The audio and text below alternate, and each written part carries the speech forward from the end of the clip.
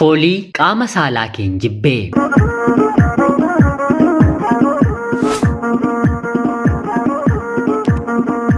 Yooyaa ashamaa akkam jirtu kabajamtootaaf hordoftoota qophii kana nagaaf jaalalli tokkummaan bakka jirtan hundaatti hunda keessaniif yaa ta'u jecha guyyaa irraallee seenaa addaa irraa barachuu waan irraa hubachuu dandeessan isiniif qabadheen dhiyaadheeraatii haga xumura qophii kanaatti laayikii fi sheer akkanumallee sabskiraayib gochuun na waliin tura. Akkuma beektan chaanaliin kun chaanalii haaraadha. Erga banamii reefuu torbee sadaffaa qabata. Kanaaf laayik yoonaaf gootan hedduu kan na gargaaruu fi viidiyoon kun namoota hedduu bira akka ga'u waan na deeggaruuf laayik gochuu keessan adaraa hin dadhabinaa jecha. Gara qophii guyyaa irraatti kan isin dabarsu ani Gammachiis Tashoomeedha.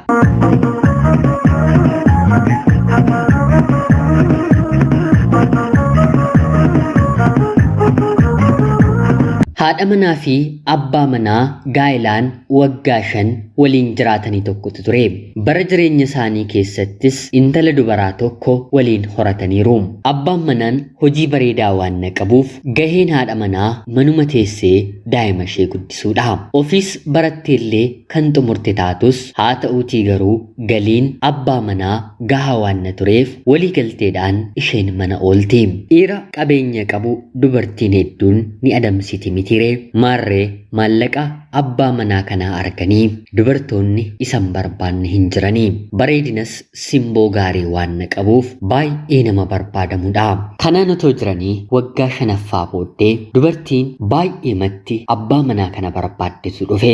Yeroo kanatti dubartiin kun haadha manaaf abbaa manaa kana gargar baasuuf yookiin immoo diiguuf tooftaawwan garaagaraa uummachuu jalqabde. Tooftaan jalqabaa godhatte bilbila haadha manaa irratti bilbiltee maqaa abbaa manaa ishee masoossitee bilbila kee intinaa kootti naaf kennimee haala jedhuun itti haasa'uu eegalte.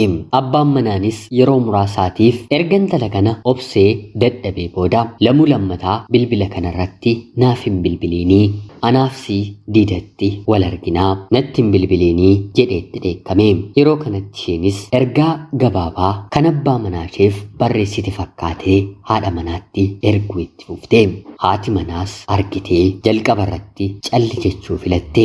Abbaan manaan dubartii kana waliin bakkeetti akka garaasaa ta'a. Ishee qofa otoo hin taane dubartii isa barbaadanii dhufaniitiif gariin maallaqaan gariin immoo nansin fuudha jedhee goyyomsee akka garaasaa waliin ta'a. Keessumaa immoo akkuma biyya keenya keessatti baay'ate bakka qaama dhidhiibbaa yookiin immoo qaama sukkuummatanitti yeroo namni kun dhufu dubartoonni qaama isaa sukkuumuuf irratti wal lolu. Sababiin isaa immoo beekamaadha. Dubartiin kun kaayyoo lammaffaa kan isheen godhatte bakka qaama sukkuummatanii kanatti qullaa qulqulluu ishee qaama isaa otoo sukkuumtuu fi inni immoo otoo ishee dhungatuu suuraa fi viidiyoo hedduu kaastee haadha manaa kanaaf ergiti. Yeroo kanatti ture haati manaan hanga yoomiitti nama kana bifa kanaan hin danda'a jettee watwaachuu kan eegalte. Kallachumas haadha ishee kan deesse deemtee gaafatti. Ani abbaa manaa koo waliin jiraachuu dadhabeera. Anarratti dubartii garaagaraa waliin akka barbaade ta'a jettee yeroo isheetti dubbattu haati ishii kuni amala dhiirotaatii rakkoo mana kee keessa jiru qofa miti mana hundumaayyuu jira. Dhiironni bakka haalli mijatee fi kamiittiyyuu dubartii waliin ciisuu hin dhiisanii booddee walitti buutee gaa'illi kee gargar diigamurra obsitee amala isaa dandeessee fi yoo jiraatti siif wayyaa jettee deebistii fi obboloonni isheellee akkanuma yoo gaa'ila kana diigde jireenya akkanaatti lammata hin deebitu. Abbaan manaan kee dubartii gara biraa miti nu waliin illee otoo ni baana je'ee maallaqni nuuf kanfalu guddaa waan ta'eef afaan keenya jalan deebisnu jedhanii deebisaniifi. Yeroo kanatti haati manaan kun waan gootu dhabde. Gaa'ila ishee diiguunis bitaatti galee daa'ima isheef jecha dandeessee jiraachuus murteessitee guyyoonni lakkaa'amanii. Haa ta'uutii garuu dubartiin gaa'ila ishee diiguuf karoorfattee kaate kuni tooftaa sadaffaa ni fayyadamti. Kunis summii addaa bifa keemikaalaatiin dibamu yeroo booddee gadameessa dubartii kukkutu qaama saalaa abbaa manaa isheetti bakka qaama sukkumtu sanaatti dibuun ofii ishee of eeggachuun gara haadha manaa isaatti ergiti. Akkuma beekamu haati manaaf abbaan manaan waliin ni ciisuuti. Keemikaala dibameen abbaan manaan haadha manaasaa waliin wal qunnamtii saalaa raawwata. Guyyoota 3 booddee afaan haati manaa foolii godhata. Qaamni saalaa ishee akkanuma baay'ee xiraa'aa. Kana yeroo beeku abbaan manaan maali fooliin kee qurxummii tortore yookiin immoo same jedhaa lamuu lammataa ani sittiin siiquu jedhee isheetti dubbata. Yeroo kana haadha manaatti bitaatti galee summii akka ta'es gonkumaa hin barree. Kana dura summii namni beeku nyaataan yookiin immoo dhugaatiitiin yeroo namaaf kennamudha. Inni kun garuu qaama saalaa isaatti bifa dibataan summii dibamudha. Abbaa manaan miidhu haadha manaa garuu miidhu eegalee. Turtii guyyoota muraasaa booddee gara mana yaalaa deemti. Deemtees wantaati yeroo gaafatamtu keemikaala nama ajjeesu akka fudhattee fi gadameessa ishee keessatti illee ulfi uumamee baatii 2 akkuma fixeen du'ee akka jiru dooktarri itti hima. Bifa summii kanaas dooktarri kun yeroo qoratu karaa qaama saalaa ishee akka qaama ishee keessa seenee bira gahee. Sababiin isaa immoo afaaniin kan fudhatte otoo ta'ee garaacha ishee balleessa malee gadameessa ishee bira gahuuf yeroo itti fudhata.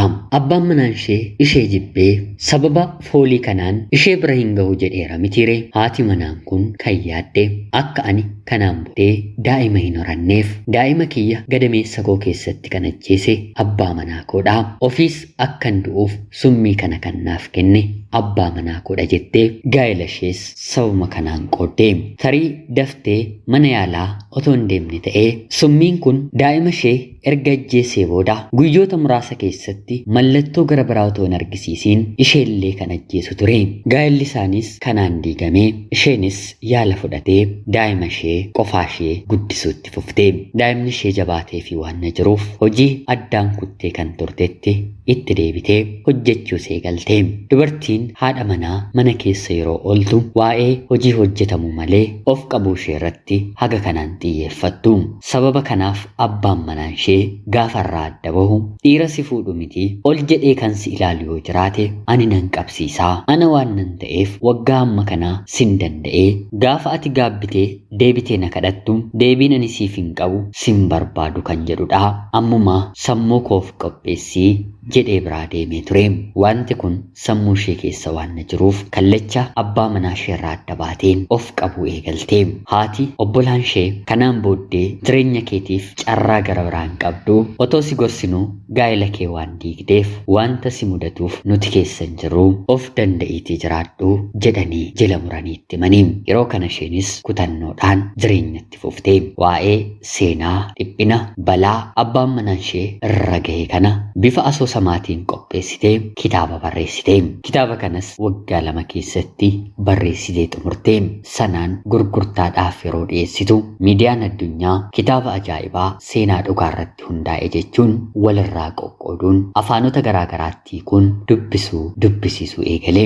Dubartiin kunis waggoota muraasa keessatti qabeenya abbaa manaa ishee dachaadhaan caalu horachuu dandeesse. Kana yeroo dhaga'u abbaan manaa ishee edaa kana hundumaa sin balleesseera moo jedhee dhiifama ishee gaafachuuf yeroo dhufu innis sadarkaa kaleessaarra waan hin tureef sababa kitaabni kun gurgurameef namni akkanaa waajjira keenya keessa hin hojjetu jedhamee mindaa guddaa bakka argaturraa waan ari'ameef sadarkaansaa baay'ee gadi bu'ee waan nyaatuuf waan dhugu sadarkaa dhaburra gaheera.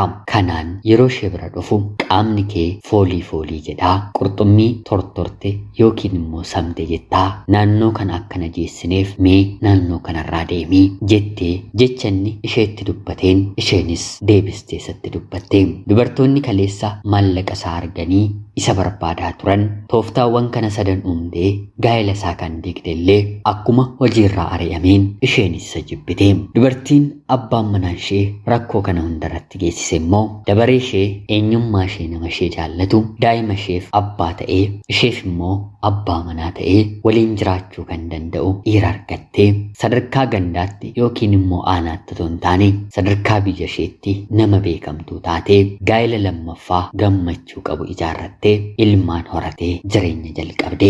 Seenaa kanarraa waan guddaa tokko barannaa. Yeroo ammaa kanatti ijoolleen dhiiraa abbaan manaan bakka qaama dhidhiibbaa jedhamee faashinni dhufee jira. Magaalota biyya keenyaa keessa bakka hundas qaqqabeera. Dhiira dubartiitu sukkuumaa, dubartii immoo dhiiratu sukkuumaa. Jalqaba irratti bakkuma kana deemuun iyyuu akka yaada dhuunfaa kootti sirrii miti. Sababiin isaa immoo aadaan kun aadaa biyya keenyaa miti. Tarii fayyaadhaaf gaariidha kan jedhe isa fuudhe abbaa manaaf haati manaan, ishee heerumte haadha manaaf abbaan manaan manuma isaanii keessatti waliif sukkuumuu wal gargaaruu danda'u yaada jedhuun qaba. Kana ta'uu baannaan garuu namoonni gaa'ela yookiin immoo bultii keenyatti inaafan jalqaba suuraa kaasuun, lammaffaa irratti immoo dibata nuti hin beekne keemikaala addaa qaama saalaa irratti dibuun jireenya keenya balleessuu yookiin immoo diiguu danda'u. Bakka kanatti heddumminaan kan barame dibata dibachuudha. Dibata garaagaraan qaamatu sukkuumama. Tarii namoonni tokko tokko kan jedhan bakka kanatti namoonni qaama sukkuuman piroofeeshinaalii namoota baratanii ogummaa kanaatiin leenji'anidha jedha. Haa ta'uutii garuu kuni soba. Cabni yookiin immoo miidhamni yoo jiraate namoonni piroofeeshinaalii dhimma kanaan baratan bakka kana jiru otoo hin taane hospitaala mana yaalaa jiru. Isaan biratti dhidhiibbachuu yaalamuun ni danda'ama. Sababa kanaan har'a akkuma seenaa kanarraa dhaggeeffattan biyyuma keenya keessatti illee gaa'ela hedduutu diigamaa, jeeqamaa, raafamaa jira.